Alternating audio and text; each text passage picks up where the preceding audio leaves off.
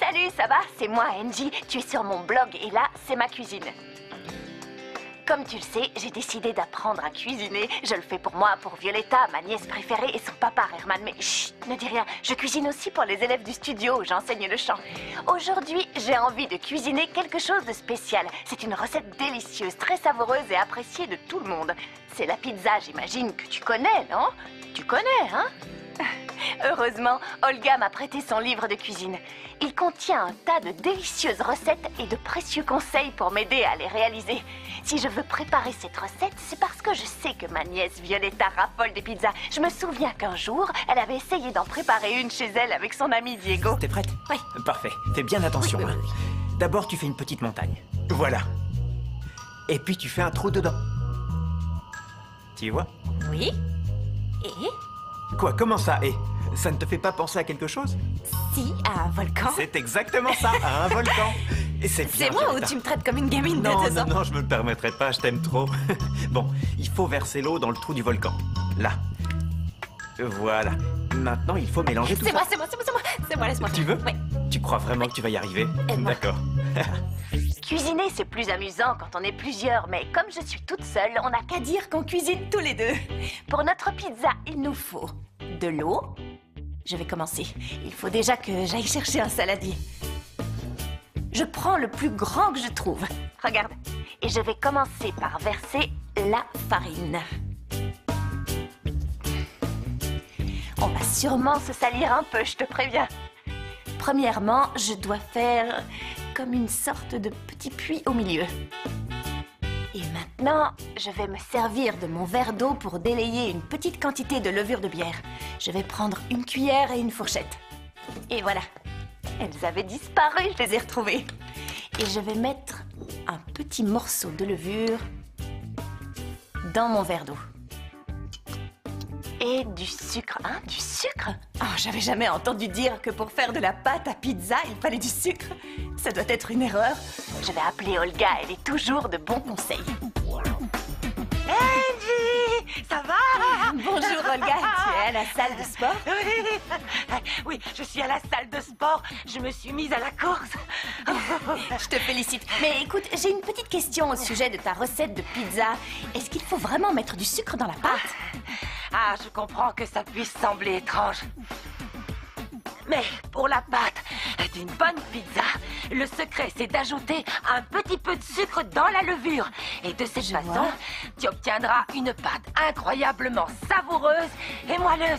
Je t'assure, tu auras la meilleure pâte à pizza du monde.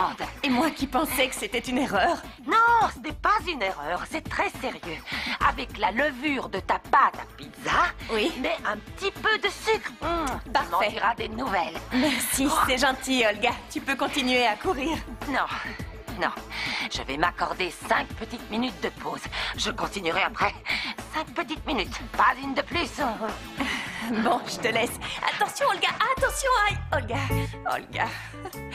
Au fourneau, c'est une experte, mais en sport, elle est un petit peu dangereuse, j'ai l'impression. Si c'est Olga qui le dit, je le fais sans la moindre hésitation parce qu'elle sait absolument tout en cuisine. Je vais donc ajouter un petit peu de sucre. Voyons voir. Oui. Une pincée de sel et de l'huile. Voilà. Un filet. Je mélange le tout. Et je le verse dans mon puits. Ah, ça a coulé un peu partout. Et je commence à mélanger doucement. D'abord avec la fourchette et ensuite avec les mains. Il faut pétrir la pâte bien comme il faut. Encore un peu. Il faut qu'elle soit lisse, homogène et élastique.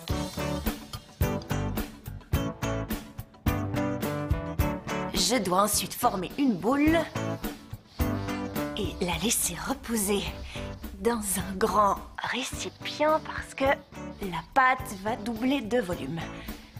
Il faut la laisser à température ambiante et à l'abri des courants d'air, comme dans un four éteint ou dans un micro-ondes.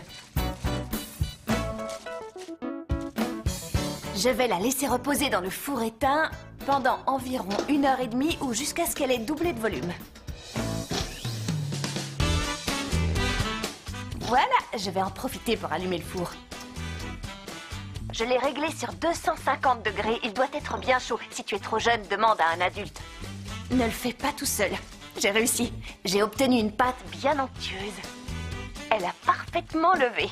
Je vais préparer un morceau de papier spécial cuisson. Un peu de farine.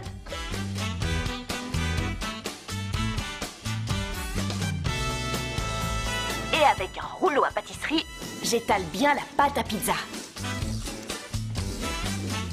Une fois que la pâte est bien aplatie, je vais pouvoir découper ma pizza en forme de cœur. Tada! Un petit peu d'origan, un filet d'huile d'olive, comme ça, et une pincée de sel. J'ai tous les ingrédients de ma sauce. Il ne me reste plus qu'à l'étaler sur la pâte et à passer le tout au four. Seulement la pâte et la sauce tomate.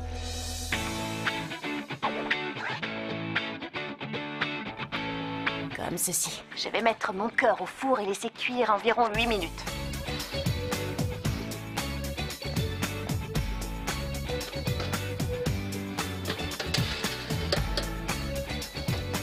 Je vais te montrer. Tu vas voir ce que ça donne. Accroche-toi bien, je t'emmène.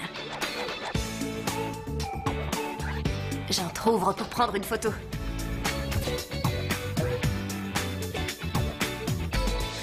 Je crois que le temps est écoulé. Ouh, quelle chaleur! Ma pâte à pizza est prête. Ah, c'est chaud. Fais très attention à chaque fois que tu as besoin d'ouvrir le four. Et maintenant, je vais garnir notre pizza avec tout un tas de légumes. Je les ai cuisinés hier. Tu vois, c'est ce qu'il me restait de mon dîner. On peut utiliser les légumes qu'on veut. Moi, j'ai des tomates, des brocolis, de l'aubergine, du poivron rouge, du jaune, de la courgette et de la mozzarella. Indispensable pour faire une bonne pizza.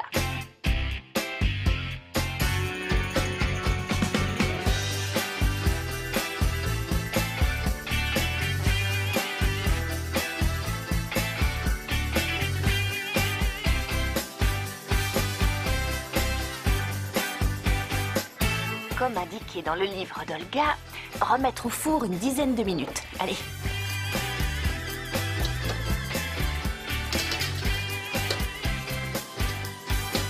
Voilà, elle est dans le four. Et comme je dis toujours, pour ne rien oublier, je vais récapituler toutes les étapes de notre recette.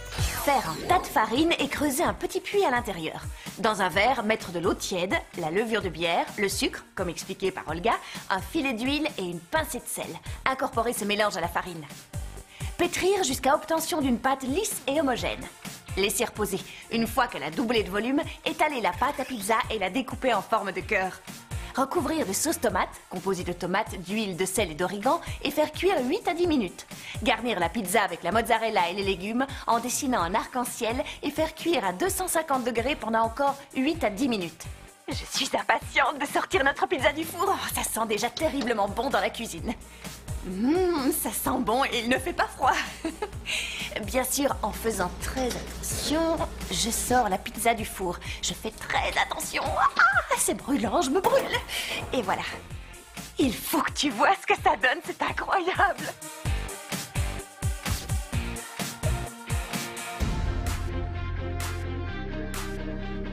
J'ai bien envie de la goûter. Alors, c'est beaucoup trop chaud. En attendant que ça refroidisse, je te remercie de m'avoir suivi aujourd'hui. Si tu essaies de préparer une pizza chez toi, pense à m'envoyer tes commentaires et tes photos. Salut!